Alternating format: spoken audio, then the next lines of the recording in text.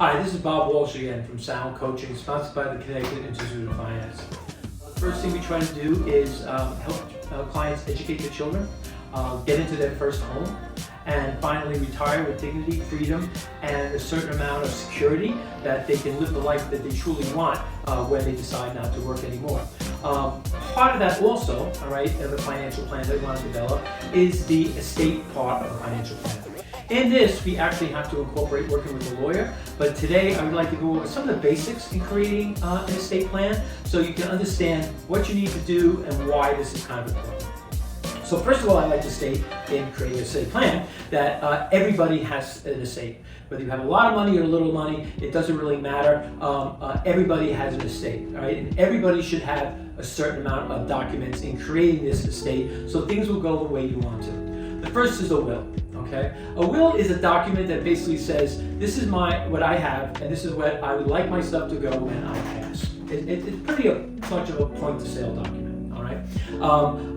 A simple will, and when I talk to couples a lot, I'll have a husband and wife sitting in front of me, and I say, okay, at this stage of your life, you have two very young children, you're both working, things are going fine, we really want you to have a will, and basically the will I'm looking for them to get at this point is what I like to call an I love you will. Right? But an I love you will, it basically you're saying to your spouse, honey, I love you, and if I die, I'm going to leave all my stuff to you, and I happen to outlive you, I'm going to leave it to our children. Okay? We don't mention who the children are, right? Because you maybe have one or two, you might have more, all right? We don't have to want to change the will every time the situation actually changes. So it's going to be to your children, and it's going to be pretty much 50-50 or whatever way, because your children are young right now, and we don't know, who they are, what they're going to grow up to be, or what's actually going on. And that's the basic way we start.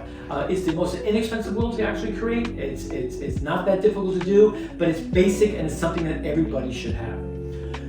3 other documents that come with this I love you will are documents that we use while you're still alive, but maybe you're not doing too well. The first is a power of attorney. This allows somebody else to basically sign your name for you if you're not able to, or you're not around to, or you just want to give them the ability to do that. So for example, when you have a husband or wife together, this can be used as simply for, you're coming in to get your taxes done, and now you need to sign for your taxes, but unfortunately one of your spouse is working, they're busy, they can't make it down. Well, if you have a power of attorney, you could actually sign for that tax return for your spouse. You have to act as a fiduciary, you have to do things in their best interest, but it allows you to sign for them as something as simple as, sign for a tax return, or something a little bit more important, that if a spouse has an issue and can't do something, that you could actually move money from their account or a 401k plan, something that's only in their name, an IRA, if they were not able to do it. The second document you want, which I think is the most important, is a healthcare proxy. In this country, if something happens to you and you go to the hospital will do everything in their power to save your life. They will not do, unless it's kind of a life-saving procedure though, anything to make your life worthwhile without your permission. So if you need a procedure to make you walk again, talk again, see again, and look like a normal human being, and it's not a life-saving procedure, there's a real possibility that you may not get this done.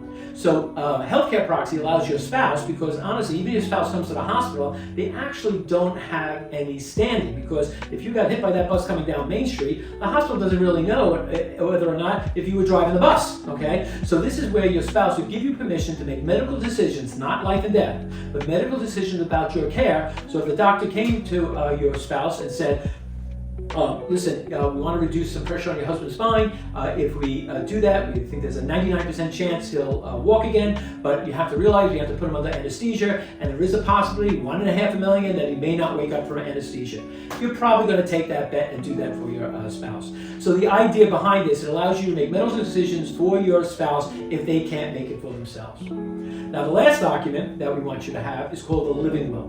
Now, a living will is a bit of a misnomer. It has nothing to do with living. It's all really about dying. Do not resuscitate, resuscitate. Use extraordinary means, don't use extraordinary means. I like to be buried with all my organs. If anybody can use my heart, kidney, livers, eyes, feel free.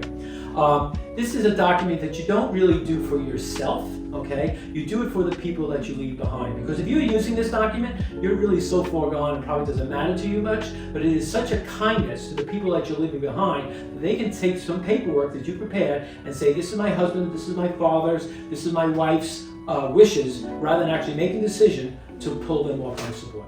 Now, when I did this doctor with my wife, she said when it came to organs and things like that, they can use all my organs except for my eyes. And I was like, okay, I'll bite. Why? All right. She said, it just freaked me out for somebody else walking around with my eyes in their head. I said, well, first of all, remember, right, you're dead, right? So you're not going to know this, right? Secondly, it's really not your eyes. It's all the stuff that's kind of behind your eyes. It's not like your sister's going to see this person walking down the street and say, oh, my sister's eyes. It doesn't really work like that. But you know what? It's a very personal, philosophical, even a religious document, depending on your background. It's important that you put your wishes down there. So, yeah, as far as I'm concerned, anybody wants to use any of my organs or eyes or anything else, God bless you. I don't know how useful that would be, because sometimes it's not the age of the car, but the amount of miles, and I have quite a few miles. But free to do so. But it's whatever your wishes are. When you do these documents also, it doesn't have to be just one person. You can pick different people to do these documents. In most cases, people just pick their spouse. But for example, in my case, even though I trust my wife implicitly in all areas, okay, she's the executive of my trust, she is my healthcare proxy, she is my power of attorney, all right? She is not my person on my living will. I have a feeling that if something was to happen to me, my wife might hesitate a little longer than I would really want to. So I basically picked my brother David to do this. Now, my brother David, if it was costing any real money, he'd come and pull the plug himself, which is what I would want. All right. So again, it's based on your personal family experiences, what you actually want done, who you trust to do these things, and it doesn't have to be, usually is just one person. The only thing I would say, though, if you have this choice, if you have somebody on the healthcare policy, because this person has to usually come down to the hospital type thing, they should be, if possible, kind of local. I mean, you could pick your brother in California if you live in Connecticut, but it's a little bit more difficult than obviously if it's somebody local. But I mean, that's an issue that is not ultimate appointment. I just think it's a bit of a preference, okay? The other thing that we want to look at too is, again, when we're talking about the will, the first will for younger couples, people have younger children, they're not basically of the age of majority yet, we don't really know who these kids are going to be, the I love you will is totally perfect. In many cases though, there will be another will that you are going to want to write. This is when the children are actually a little bit older, right? So for example, two kids, they're 5 and 6 years old. We don't know if they're going to grow up to be the most resourceful and mature and thrifty people in the world, or they're kind of going to be running around like Paris Hilton. We don't know, okay? So basically what happens is when the children's older, right, there are two ways that you can actually leave money, and only really two.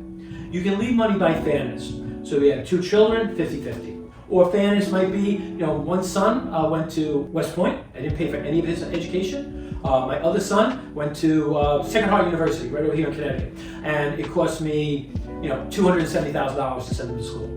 Well, since I didn't pay any money for the one child and I paid $270,000 for the other child, maybe I want to do a little bit more for the kid who went to West Point because I think that's fair. I always tell clients, when this comes into play, you really shouldn't worry about it because you and your wife are both dead, okay? And nobody's going to yell at you. So if you want to do it fair, whatever you think is fair should be fair. Because fair could also be, I had one child who comes over the house all the time. Helps out, rakes the lawn, helps me go shopping, helps me take care of my wife a little bit. It seems to be always there for me. And the other child, who I love very, very much, okay, is in California, and maybe once every 3 to 6 months I get a phone call, and that's usually the phone call is, hey Dad, I'm a little short on the mortgage payment today or the rent, would you mind sending me a couple $100, all right? Again, you might want to do a little bit more for the child who's there for you and not the other. Again, this is based on you though. We can't do this when we have younger children because we don't know who they are. This is something that you're going to do when the children are 23, 24, 25, or older. The other way to do it is not fair. Okay? It's totally acceptable and it's totally, sometimes, not only reasonable, but the right thing to do. So for example, you have two children, all right? One children, for lack of a better term as a reference, is the Huxtable family. All right, he's the Bill Cosby show. He's a doctor, the wife's a lawyer. They have a brownstone in New York worth $2 million. They're making about $1.6 million a year. You leave them at $500,000 to $600,000. It's a rounding error. Okay, it's not really going to affect their lives. But your other child is a kindergarten teacher making $50,000 to $60,000 a year, and her husband is a social worker and making $65,000 to $70,000 a year, and they have 5.2 kids, 5 kids now and 1 more on the way. All right, and they're living paycheck to paycheck. Well, if you left them at $500,000 to $600,000, okay, it would dramatically change their life. So based on need, okay, we're going to leave most of the money to, or if not all the money to, the child with the greatest need. Again, is this fair? No. Is it appropriate? Well, in some families, very, very much so. Okay? But you can't do both. You can't be fair and base it on need, right? I always tell parents, as parents, we're not fair all the time. One of the stories I always like to bring up is, I remember one time my son was relatively young. I think he was 6.5 years old, and he was running a fever. My wife was having trouble getting it down, and he was upstairs. They had 2 rules back in the house back then. Kids weren't allowed to eat in their bedrooms because we didn't want to get mice or bugs or anything, because kids are slobs. We also wouldn't let them watch TV in the bedrooms because we felt they would never come out. Well, my son wasn't feeling well. He was a 6-year-old, a little rambunctious, right? So she brought a TV in the room, let him watch TV, and she was giving him hot soup and crackers in bed, right? Broke both rules. But we do stuff for our children when they're in need. My daughter came home from that day, and she was about 2.5 years older than my son. And when she came home, she walked in, she looked at me, because you have to understand, I can burn water, so no one's asking me to cook anything. And she looked at me, just shook her head, and yelled up to my wife and said, "Mom, I didn't eat lunch today. I lost my lunch. I'm starving," right? And my wife stuck her head over the banister and said, "Your brother's not feeling well. I don't have time right now. Go inside, make yourself a peanut butter and jelly sandwich, and make yourself scarce." Now, is that fair? No. But one child had a greater need, and we're going to do for that greater need rather than the child who can actually make the peanut butter sandwich themselves. So the idea behind this is you have to figure this out, but you're not going to know this when the children are very, very young. We want to see who the kids are in the actual future. Another part of estate planning is when you do a will. A will is a point of sale document. I died, this is where all the money goes. Now, wills can also create trust. They can be actually created by the will itself, okay? Or you can create a trust outside the will that you can fund early. There are 2 types of trust out there. There are revocable trusts and there are irrevocable trusts. It's kind of funny. Many times I think lawyers try to make things more complicated than they actually are. A revocable trust, it's the same thing, like I always kid around a little bit, but if you ever ask, why do they call your last will and testament, which is your will, your last will and testament? Well, it's because the last one you did. Because if you have a will and you write a new will, well, that's your last will, and that's the only one that's real. That's the only one that's going to actually work. So same thing with this type of thing. You have an irrevocable trust and you have a revocable trust. A revocable trust means you can change your mind. Okay? So for example, when my children were very, very young, I had a certain amount of life insurance that added up to a lot of money, and my business was doing relatively well. So my children would get a decent amount of assets if I passed away. Well, a will would say, okay, they're going to get the money at 18 or 21 years old. Well, right then, when I first did this, they were like 5 and 7.5. I really didn't know who they were going to be. So I thought to myself, would I want, even for me, what would happen to me if I got, $2 million when I was 18 years old? Well, in most cases, you're going to be running around like a crazy person, right? Not doing good things with the money and being pretty silly about it, not mature enough for that type of money. Or, even worse, maybe doing really, really bad things with the money that get yourself killed, all right? So children aren't able, right, to usually handle money like that at that age. So I picked that my children would not get the money until they were 35 years old. Now, this is my moral or actual values, but I decided that my children would not get any of the money until they're 35 years old, with a couple of exceptions. Health, education, support. They want to go to college. College would be paid for. If they went to college and they graduated with a 4-year degree, it could be in basket weaving. I didn't care what the degree was, but it had to be a 4-year degree from a legitimate school. They would get $150,000 to start their lives. They could take that $150,000 and do something, kind of sensible with it. Maybe put a down payment on a house or whatever they like for the future, or they could do travel the world for maybe a year on the $150,000. Their choice, but that was the carrot. They would actually go to college, because remember, I'm not there to encourage them, right? Because me and my wife wouldn't be here if this came into play. They wouldn't get any other money until they were 35, with a couple other exceptions. I picked a certain amount of jobs that people do, I feel, to serve society. For example, if they were a cop, a fireman, a nurse, a teacher, a social worker, any of the armed services, all right, they would get an additional $35,000 a year, corrected for inflation, from their portion of the state until they were 35 years old, and then they would get the balance of the money. And the reason for this is, if my son, for example, decided to join the Marine Corps and was a lieutenant, and was stationed over in Germany, trying to support a wife and a kid on a lieutenant's salary, a little difficult, an extra $35,000 a year would obviously help. And why not? Right? He's doing the right thing. My daughter came to me and said, what if I become an actress? I said, well, you'll starve like everybody else, okay? That's something you want to do, but it's not one of the 18 or 19 different professions that I actually picked. And I put a lot of thought into this. And these are my values, all right? These are what I think is important. So I would encourage people to think about this, because you care for your children now. Why wouldn't you stop caring for them or want not to take care of them after you're no longer here to do so? All right? It's important actually to look at these things. The other thing that when you have younger children, all right, I suggest is, I'm going back a little bit now, but when you actually do that, oh, I love you, Will, one of the things is usually one of the most difficult things people worry about. And I'm going to tell you, please don't, right? Because the odds of any of this happening is pretty astronomical, but we want to do it because it's just the right thing to do. I mean, here at the Connecticut Institute of Finance and Sound Coaching, we do death and taxes, okay? So the idea behind this is you really want to also pick somebody to take care of them, who's going to take care of the money and the children, all right? If, God forbid, you're not here, if you have children who are minors. So let's say you have, you know what, I'll tell you what I did, all right? So I picked my sister Lorraine to take care of the children if something happened to me. Now, and my wife. I knew that my sister, right, would raise my children like her own. I have no doubt about it, and would do always the right thing. And I always tell people too, you don't really have to tell anybody. Okay, I have 2 other sisters. If you think I was going to tell them at Thanksgiving dinner that I was picking Lorraine and not them, right, you're out of your mind. That was not going to happen, okay, because that would be a bad Thanksgiving dinner. So I picked my sister Lorraine. She has 2 children, relatively the same as I, and I was very confident that she would raise those children like myself. But I will also tell you, right, that my sister's a bit of a suck. And what I mean by that, if my son came to her at 19 years old and said, Aunt Lorraine, I'm an orphan, and I'd really like to have a red Corvette to drive to California, my sister, because she has a very, very kind heart, would write the check, all right, and he would get a red Corvette at 19 years old to drive to California. Now, I wouldn't do that, okay? So I actually picked my sister to take care of the children. I picked my brother Tommy to take care of the money. Now, my brother Tommy, I'm not saying he's frugal, let's call it that, okay? So my son came to him and said, Uncle Tom, I'd really like to have a red Corvette, being an orphan, to drive to California. My brother Tommy said, that sounds like a great idea. Better get a job though, because those things are expensive, because this money here is not for that, all right? Which is what I would say, all right? So if it's possible, you want to split between 2 different family members, or even 2 different families. It doesn't have to be family. It could be your best friend or somebody you respect who you want to do this type of thing, to actually one to take care of the money and the other to take care of the children. It also is a lot cleaner, okay? There's many situations where it can be a little bit of a slippery slope.